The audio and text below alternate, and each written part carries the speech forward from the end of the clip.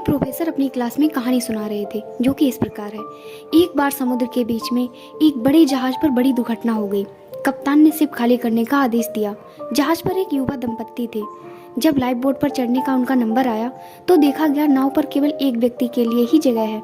इस मौके पर आदमी ने औरत को धक्का दिया और नाव पर कूद गया। डूबते हुए जहाज पर खड़ी औरत ने जाते हुए अपने पति से चिल्लाकर एक वाक्य कहा।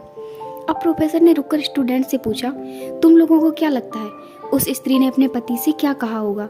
ज्यादातर विद्यार्थी फौरन चिल्लाए। स्त्री ने कहा होगा, मैं तुमसे नफरत करती हूँ, आई हेट यू। प्रोफेसर ने देखा एक स्टूडेंट एकदम शांत बैठा हुआ था।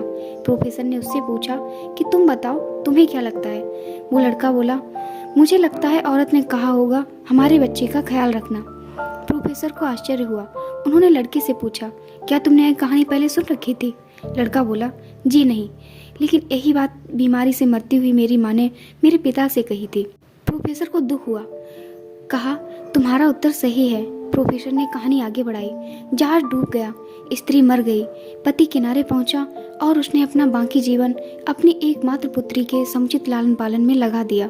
कई सालों बाद जब वो व्यक्ति मर गया तो एक दिन सफाई करते हुए उसकी लड़की को अपने पिता की एक डायरी मिली।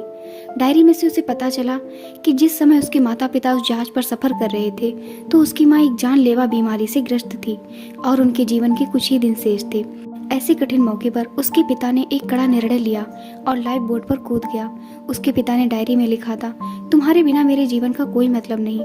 मैं तो तुम्हारे साथ ही समंदर में समा जाना चाहता था, लेकिन अपनी संतान का ख्याल आने पर मुझे तुमको अकेले छोड़कर जाना पड़ा।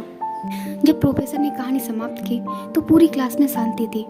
इस संसार में कईयों सही गलत बातें हैं, लेकिन उसके अतिरिक्त भी कई जटिलताएं हैं जिन्हें समझना आसान नहीं। इसलिए ऊपरी सतह से देखकर बिना गहराई को जाने समझे हर परिस्थिति को एकदम सही आकलन नहीं किया जा सकता।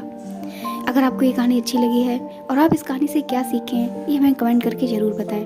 धन्यवाद।